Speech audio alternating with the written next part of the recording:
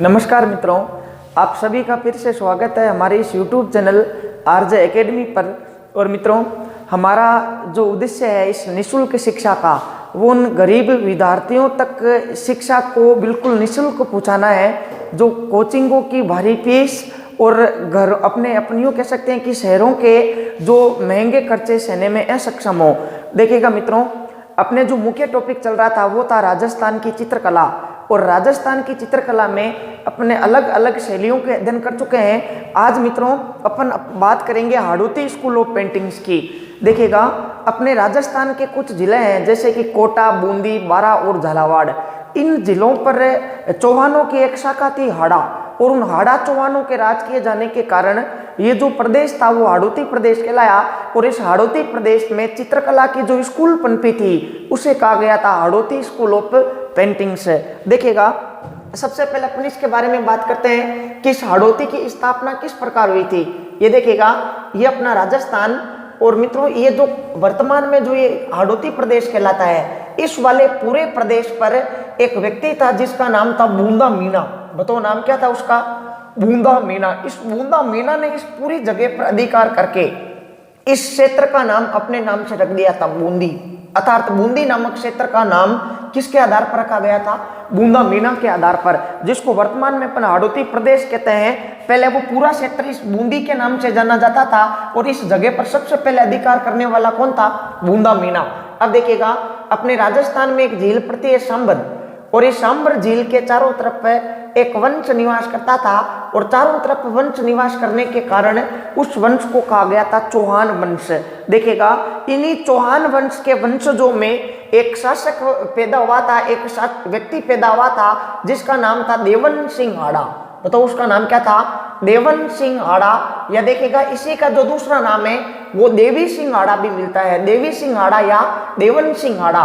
देखिएगा, बूंदा मीना का एक वंशज जो इसके बाद में इस बूंदी की गद्दी पर बैठा था, और उसका नाम था जेता मीना। बताओ, बूंदा मीना के वंशज जो गद्दी पर बैठा था उसका नाम क्या था? जेता मीना। और ये जेता मीना समकालीन किसके था? देवी सिंह या देवन सिंह हाड़ा के। और मित्रों ध्यान रखिएगा, देवन सिंह हाड़ा ने इस जेता मीना के ऊपर आक्रमण किया था, और इस जेता मीना की धज्जियां उड़ाकर अर्थात इसको हराकर इस पूरे बूंदी क्षेत्र पर अधिकार किसने कर लिया? देवन सिंह या देवी सिंह हाड़ा ने।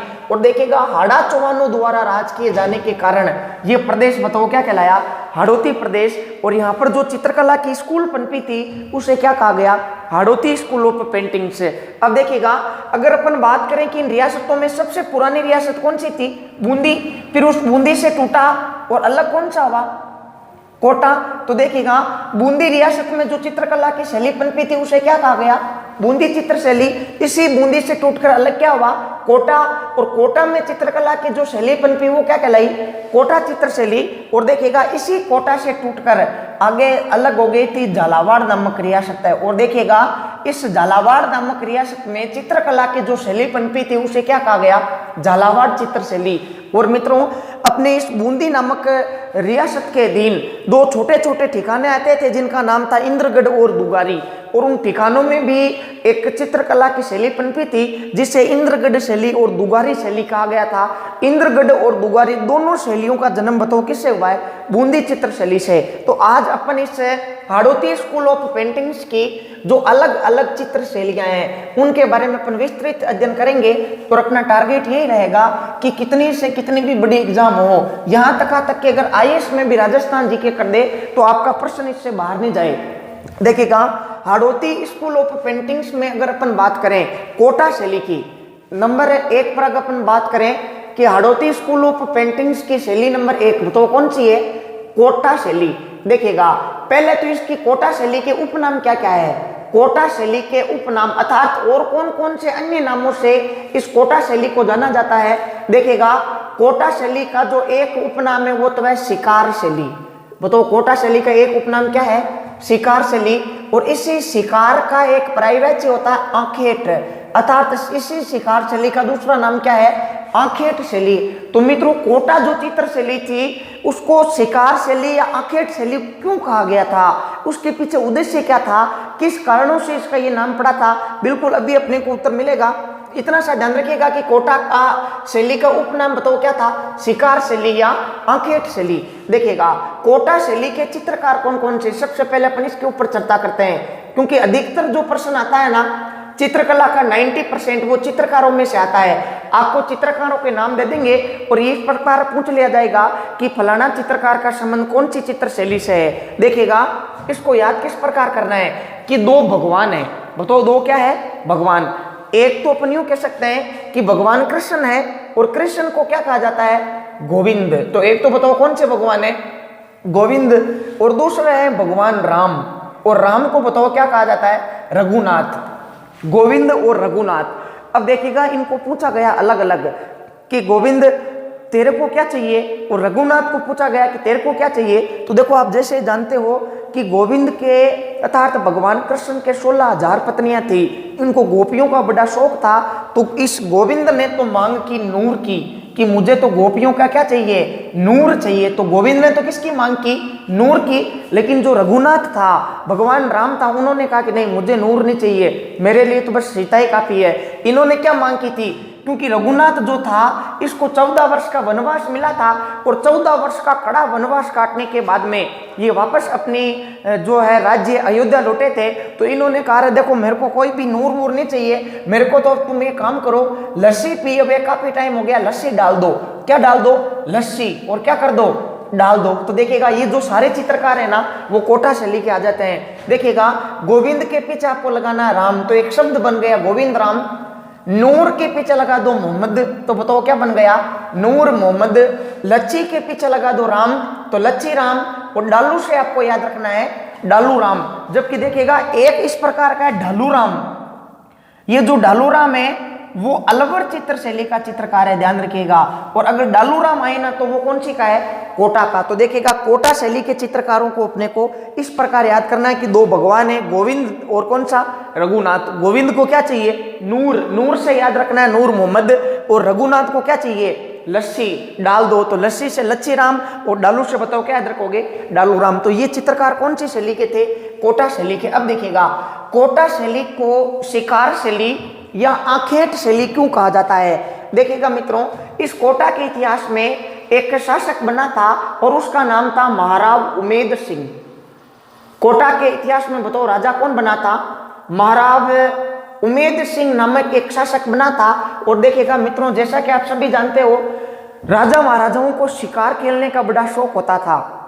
ये जंगल में अपने घोड़े अपने सैनिकों के साथ में तलवारें लेकर शिकार खेलने के लिए जाया करते थे, और जंगलों में इनका बब्बर शेरों से और बब्बर जानवरों से इनका मुकाबला होता था।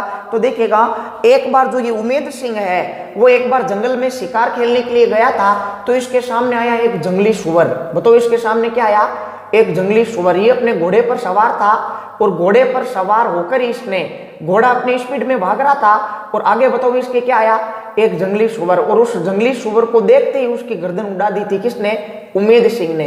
ये देखिएगा ये इस प्रकार का कोटा का महाराव उमेद सिंह, और इसकी ये 5-6 फुट की एक तलवार, और वो सीधी जाकर किसके ऊपर पड़ी, एक जंगली सुअर के ऊपर। और उस जंगली सुअर के बताओ कितने पार्ट हो गए, 2 प्रकार। इस प्रकार देखिएगा तो ये तो क्या था, जंगली सुअर था, और इस जंगली सुअर का शिकार कौन कर रहा है, कोटा का महाराव उमेद सिंह कर रहा है। तो ध्यान रखिएगा मित्रों ये बहुत ही इंपॉर्टेंट प्रश्न है कि कौन सी चित्र शैली में जंगली सुअर का शिकार करते हुए महाराव उमेद सिंह को दर्शाया गया है। तो वो कौन सी चित्र शैली है, कोटा चित्र शैली। अब देखो ये उमेद सिंह ने जंगली सुअर को मार दिया है। अब ये जंगली सुअर को मारकर कहाँ लाएगा, अपने महलों में। और अपने महलों में आकर देखेगा और कि रानियां बड़े मजे मार रही, तो रानियों को आकर कहता है कि ये रानियों तुम ये क्या कर रही हो, देखो मैं तुम्हारे लिए शिकार करके लाया हूँ और तुम पूरे दिन इसी प्रकार बैठी रहती हो, कुछ काम धंधा तो करती हो नहीं, और देखो मैं तुम्हारे लिए क्या लेकर आया हूँ, शिकार। यानी कि अपन यूँ कह सकते हैं कि एक एटीट्यूड लगाता है, और वो रानियों के मन को अपन यूँ कह सकते हैं कि एक ठेस पहुँचा कर चला गया था। और दूसरे दिन सुबह उठते ही इस उमेद सिंह की जितनी भी नारियाँ थी वो सब एक पोशाक पहनती है, पैंट शर्ट वाली जो होती है ब्रिजेश, और अपने हाथों में लंबी लंबी तलवारें लेकर घोड़े पर सवार होकर इस उमेद सिंह की रानियां भी शिकार करने के लिए निकल गई थी। तो देखिएगा दूसरे दिन रानियों ने भी क्या किए, शिकार किए, और वो किसकी रानियां थी, उमेद सिंह की। तो देखिएगा जब रानियों ने और नारियों ने भी शिकार करना शुरू कर दिया था, तो कोटा शैली के जो चित्रकार थे जैसे कि नूर मोहम्मद, गोविंद राम, डालू राम, लच्छी राम और रघुनाथ, इन सब ने कहा है देखो इस प्रकार का एक जो अचंबा है वो कोटा शैली में घटित हुआ है, इसलिए अपन इन सारी रानियों का शिकार करते हुए दृश्यों का विचित्रण भी कहाँ करेंगे, अपन इस शैली में करेंगे। और उमेद सिंह ने जब देखा कि आज मेरी रानियां भी क्या करके लाई है, शिकार करके लाई है, तो वो भी अचंभित हो गया था। और उन रानियों ने भी उनको एक बहुत ही अपन यूं कह सकते हैं कि एक सुंदर जवाब दिया था कि ना पूछो कि इस जमाने को कि क्या हमारी कहानी है, हमारी पहचान तो सिर्फ इतनी है कि हम राजपूतानी है। इस प्रकार के डायलॉग भी कोटा शैली से मिलते हैं। और देखिएगा कोटा शैली राजस्थान की एकमात्र ऐसी चित्र शैली है जिसमें 90% चित्र जो है वो शिकार के बनाए हुए हैं। देखिएगा उमेद सिंह भी जंगली सुअर का क्या कर रहा है, शिकार कर रहा है। और इस शैली में उमेद सिंह की रानियों एंड नारियों को भी शिकार करते हुए दर्शाया गया है। रानियों एंड नारियों को भी शिकार करते हुए दर्शाया गया है। अर्थात इस शैली में आदमी हो, राजा हो, चाहे रानी हो, सबने बताओ क्या किया, जमकर शिकार किया। इस कारण इस शैली का नाम क्या पड़ गया, शिकार शैली या आंखेट शैली। अब देखिएगा इस महाराज उमेद सिंह का एक अपन यूं कह सकते हैं कि एक प्रमुख सेनापति था, और उस प्रमुख सेनापति का नाम था झाला झालिम सिंह। उमेद सिंह ने अपने मुख्य सेनापति झाला झालिम सिंह के लिए एक कोटा में एक हवेली का निर्माण करवाया था। झाला झालिम सिंह के लिए बताओ किसका निर्माण करवाया, एक सुंदर हवेली का निर्माण करवाया। और उस हवेली को वर्तमान में क्या कहा जाता है, झाला झालिम सिंह की हवेली। बताओ कौन सी हवेली है, झाला झालिम सिंह की हवेली। और मित्रों ध्यान रखिएगा ये जो झाला झालिम सिंह की हवेली है वो अपने राजस्थान के कौन से जिले में पड़ती है, कोटा में। कंफ्यूजन यहाँ पर मत हो जाना कि झाला आ रहा है इसका मतलब झालावाड़ में होगी, नहीं, झाला झालिम सिंह की हवेली बताओ कहाँ पड़ती है, कोटा में। और देखिएगा इस झाला झालिम सिंह की हवेली का निर्माण कोटा के महाराव उमेद सिंह द्वारा करवाया गया था। निर्माण बताओ किसके द्वारा करवाया गया, महाराव उमेद सिंह के द्वारा। अब देखो उमेद सिंह के समय इस हवेली का निर्माण हो रहा है, और उमेद सिंह के शासनकाल में कोटा शैली में जितने भी चित्र बने थे उन सब का विषय क्या था, शिकार था। तो देखिएगा इस उमेद सिंह की जो ये झाला झालिम सिंह की हवेली है उसके ऊपर भी बताओ क्या मिलेंगे, चित्र। और चित्र किसके, शिकार के। तो ध्यान रखिएगा इस प्रकार का प्रश्न आ जाए कि कोटा की कौन सी हवेली पर बड़े बड़े आंखेट अर्थात शिकार के चित्र बने हुए हैं, तो ध्यान रखिएगा वो कौन सी है, वो झाला झालिम सिंह की हवेली है। तो देखिएगा झाला झालिम सिंह की हवेली पर बड़े बड़े आंखेट के चित्र बने हुए हैं। और देखिएगा कोटा शैली के उपनाम बताओ क्या क्या थे, शिकार शैली और आंखेट शैली, क्योंकि इसमें सर्वाधिक चित्रण किस पर हुआ है, शिकार पर हुआ है। कोटा का महाराव उमेद सिंह इसने एक जंगली सुअर का शिकार किया था। इस प्रकार के चित्र भी जो है वो कोटा शैली से प्राप्त हुआ है, और यहाँ की रानियां और नारियों को भी शिकार करते हुए दर्शाया गया है। और देखिएगा उमेद सिंह का एक सेनापति था झाला झालिम सिंह,